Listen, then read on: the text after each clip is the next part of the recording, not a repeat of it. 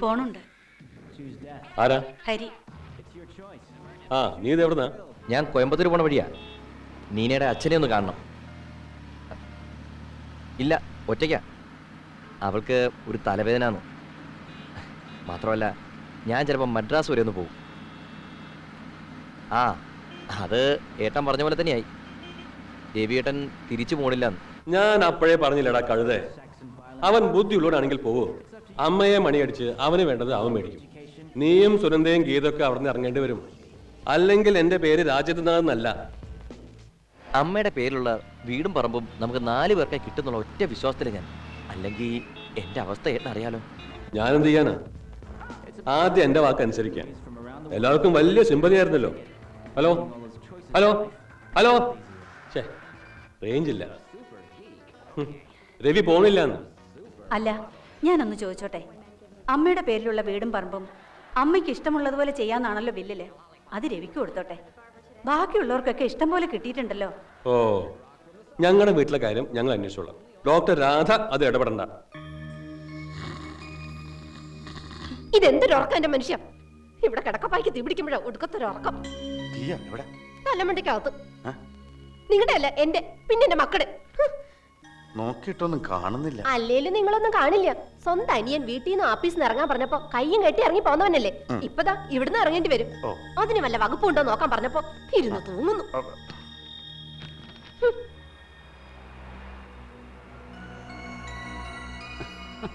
പിന്നെ ഞാനൊരു കാര്യം പറഞ്ഞേക്കാം. 1ഉം 2ഉം അല്ല, 9 ഏക്കറും ഈ ബംഗ്ലാവുമാണ്. 1 കോടിയാ ഒരാൾക്ക്. ഈ സെന്റിമെന്റ്സും പറഞ്ഞ് അത് കളഞ്ഞാൽ ഞാൻ എന്റെ വഴിക്ക് പോവും. ഞാനായിട്ട് കിട്ടേണ്ടൊക്കെ കിട്ടിയില്ലേ? ഇനി തീർന്നില്ല ഈ പണത്തിന് ആർത്തി. കല്യാണത്തിന് മുൻപ് എന്റെ പിന്നാലെ നടന്നിരുന്ന കാലത്ത് എന്തൊക്കെയാ പറഞ്ഞിരുന്നത്? എനിക്ക് നിന്റെ സ്വത്ത് വേണ്ട, പണം വേണ്ട, നിന്റെ കണ്ണുകൾ മാത്രം മതിയെന്ന്. എടി, അത് പ്രേമിച്ചിരുന്ന കാലത്തല്ലേ. അന്ന് നിന്റെ കണ്ണുകൾ വലിയ കുഴപ്പമില്ലായിരുന്നു. ഇന്ന് ഇതിലും നല്ല കണ്ണുകൾ വേറെ ഉണ്ടല്ലോ. പിന്നെ ധാരാളം. ഈ ലോകത്ത് എത്ര വെറൈറ്റി കണ്ണുകളാ. പക്ഷേ എനിക്കിപ്പോ കണ്ണുകളോടല്ല പ്രേമം, പണം. അതെത്ര കിട്ടിയാലും ഇഷ്ട. ഇനി മതി, കടച്ചിൽ കുറഞ്ഞു. ഉറക്കം വരുന്നെങ്കിൽ മോൻ പോയി കിടന്നോ? വേണ്ട, അമ്മ ഉറങ്ങിട്ടേ ഞാൻ ഉറങ്ങുള്ളൂ. നിന്റെ മുഖം എന്താ വാടിയിരിക്കണേ? ഒന്നുമില്ല. അതല്ല, അമ്മയ്ക്ക് കണ്ടാൽ അറിയില്ലേ.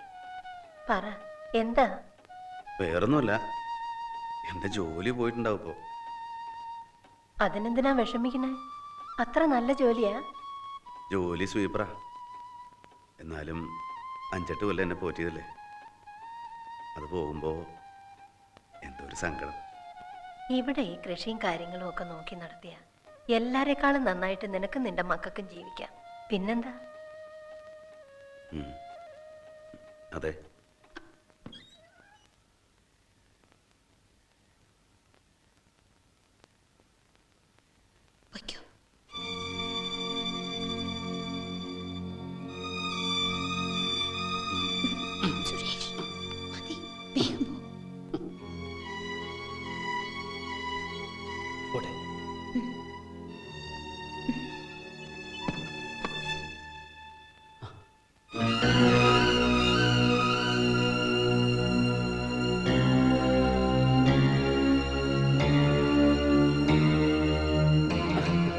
അല്ലെങ്കിൽ എന്താ ഉറങ്ങിയില്ലേ? ഞാനും ഹരിയും കൂടെ ഒരു സ്മോളൊക്കെ കഴിച്ചങ്ങനെ ഇരുന്നു.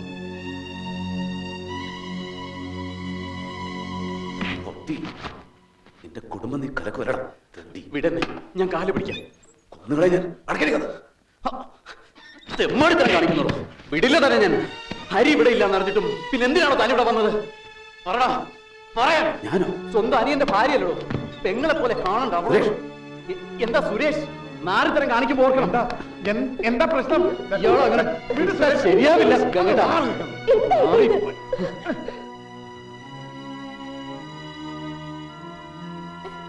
എന്താ എന്താ ഏട്ടാ? എന്താ സുരേഷ് ഏട്ടാ? നീ പോയേ, നാറ്റ കേസാ. എന്റെ നീനെ കിടന്നുറങ്ങുമ്പോ വാതിലടച്ചൂടെ? രാജേട്ടൻ പറഞ്ഞപ്പോ ചെറുപ്പകാലത്തെ ചില കുസൃതിയാണെന്ന് ഞാൻ കരുതിയുള്ളൂ. ഭാര്യയും 2 പിള്ളേരും അതിലൂടെ തനിക്ക്. ഇനിയെങ്കിലും നിർത്തിക്കൂടെ? എന്തൊക്കെ കേട്ടോ ഇതൊക്കെ? പറഞ്ഞാലേ അറിയാൻ പറ്റൂ. പറയൊന്നും വേണ്ട, മനസ്സിലായി.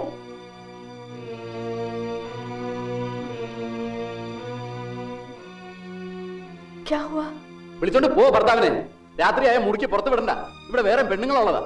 എന്താ എന്താ പറഞ്ഞത്? ഇതാ വരാം. ഇവള് ഒട്ടും ശരിയല്ല. എനിക്കിപ്പോഴും ഒന്നും മനസ്സിലായില്ലേ. മനസ്സിലായില്ലെങ്കിൽ വേണ്ട. വല്ലതും സംഭവിച്ചോ നീനെ? ആ അതിനു മുമ്പ് ഞാൻ കണ്ടു. ആഹാ. ആ വാതിൽ തുറന്ന് അകത്ത് കയറി എന്നിട്ട് കാഴ്ച കണ്ട് നിൽക്കുക. എന്താ കഥ? അമ്മ എന്താ ഇവിടെ ഒരു ബഹളം കേട്ടെ? ബഹളം ഒന്നുമില്ല, അമ്മ കിടന്നോളൂ. എന്തിനാ അമ്മ വിളിക്കണേ? അമ്മ അറിയട്ടെ പുന്നാരം മോന്റെ സ്വഭാവം. മനസ്സിലാവുന്നത് പോലെ പറഞ്ഞാ മനസ്സിലാവും. ഹരി കോയമ്പത്തൂർക്ക് പോയിരിക്കുക. ആ തക്കത്തിന് ദിവ്യേട്ടൻ നീനയുടെ മുറി കയറി. കണ്ണടിച്ച് പൊട്ടിച്ചു കളഞ്ഞാൻ അനാവശ്യം പറഞ്ഞ. ഓ അനാവശ്യം കാണിക്കാം. സുരേഷ് കണ്ണുകൊണ്ട് കണ്ടതാ. ആര്? ആ ഞാൻ ഗംഗേട്ടനോട് അത്യാവശ്യം ഒരു കാര്യം പറയാൻ വരുമ്പോഴാ രവിയളി എന്താ ഇവിടെ നിന്നിങ്ങനെ പരുങ്ങുന്നു. എന്താ കാര്യമെന്ന് എനിക്ക് മനസ്സിലായില്ല. ഞാൻ കുറച്ചു നേരം അവിടെ മാറി നിന്നു. അപ്പതാ വാതിലിന്റെ ഇടയിൽ കൂടെ ഇങ്ങനെ എത്തി നോക്കുക. പിന്നെ വാതിൽ തുറന്ന് അകത്ത് കയറി. എന്തെങ്കിലും മോഷ്ടിക്കാനാവുന്ന ഞാൻ കരുതിയത്. നോക്കിയപ്പോ കട്ടിലിന്റെ അടുത്ത് വന്ന് നിന്ന് നീനെ തന്നെ ഇങ്ങനെ നോക്കി നിന്ന് രസിക്കണം. ശരിയാണോടി? ഞാൻ കണ്ടില്ല. വഴക്കുടനെ ശബ്ദം കേട്ടപ്പോഴാ ഞാൻ ഉണർന്നത്. അമ്മയ്ക്ക് വിശ്വാസം വരുന്നില്ല. പഴയ സ്വഭാവം മാറോ? പാവം ആ പ്രേമ. പഴയ കഥയൊക്കെ അവിടെ ഇരിക്കട്ടെ, അതൊന്നും വിളമ്പണ്ട. എല്ലാരും പോ. വാതിലടിച്ച് കുറ്റിയിട്ട് കിടക്കടി. ആ കുറ്റിട്ടോ? ഓ സ്വന്തം മുറിയിൽ കുറ്റിയിടാത്താണ് ഇപ്പൊ കുഴപ്പം. അമ്മയ്ക്ക് ഇതൊന്നും പ്രശ്നമല്ല. ഇപ്പൊ രവിയേട്ടൻ മതി. ഞങ്ങളൊക്കെ കഷ്ടപ്പെട്ടത് വെറുതെ. ഞങ്ങൾ അന്യന്മാര് പുറത്ത്. എനിക്കിത് കിട്ടണം. ഇനി എന്തിനാ കുറ്റി അടിച്ച പോലെ നിൽക്കണം? പുറത്താരും അറിയണ്ട.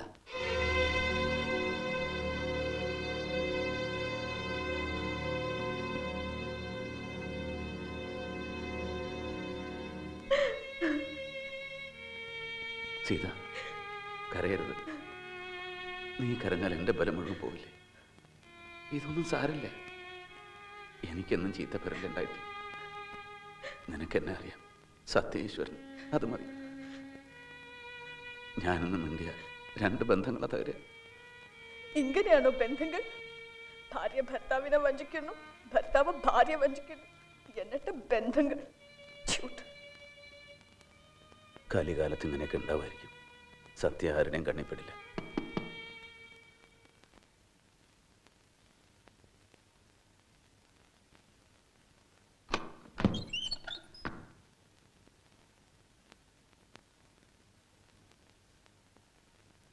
ഏട്ടന് ഒരബദ്ധം പറ്റിയതാണ്. അരിയുണ്ടെന്ന് വിചാരിച്ചാൽ ഞാൻ ആ മുറി കയറി ചെന്നത്. സുരേഷ് അത് തെറ്റിദ്ധരിച്ചു. ഏട്ടൻ എന്തിനാ വിഴുപ്പ് ചുമക്കണേ? എനിക്കറിയാം എൻ്റെ ഭർത്താവിനെ. ഇത് തുടങ്ങിയിട്ട് കൊല്ലം ഒന്നായി. ഒന്നും ചോദിക്കാൻ വയ്യ, പറയാൻ വയ്യ. ഒരു മോനുണ്ടേ പോലും എനിക്ക്. അവൻ അച്ഛൻ വേണം. ഞാൻ കരുതിയത് അവന് നിന്നോട് വലിയ ഇഷ്ടമാണെന്നാ. ഇഷ്ടം? അത് വെറും ഒരു അഭിനയം. ഈ സ്വത്തിനോട് മോഹമില്ലായിരുന്നെങ്കിൽ എന്നേ എന്നെ വിട്ടുപോയി അയാള്. ഞാൻ അച്ഛനോട് വാശി പിടിച്ച് നടത്തിയ കല്യാണം ഞാൻ അനുഭവിക്കണം.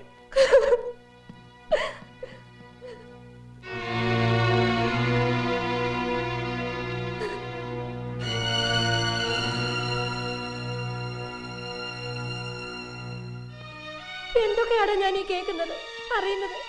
ഇതിനാണോ ഞാൻ ചാവാണ്ടിരുന്നത്? അമ്മ സങ്കടപ്പെടണ്ടേ. ഇതൊന്നും സാരല്ല. മനുഷ്യന്മാരല്ലേ, ചിലപ്പോൾ ചില തെറ്റുകുറ്റങ്ങളൊക്കെ ഉണ്ടായിരിക്കും. എന്നാലും എന്റെ കുടുംബത്തെ എന്തൊക്കെയാ നടക്കുന്നത്? അമ്മേ, എല്ലാം ശരിയാവും. അമ്മ ചെല്ല്, ചെന്ന് കിടക്ക്. ഈ നരകത്തിൽ നിന്ന് നിന്റെ ഭാര്യ മക്കളെ കൊണ്ട് എങ്ങോട്ടെങ്കിലും പോയിക്കോ. ഇല്ലമ്മേ, ഇതെന്റെ വീടാണ്. ഇതൊരു നരകമാകാൻ ഞാൻ സമ്മതിക്കില്ല.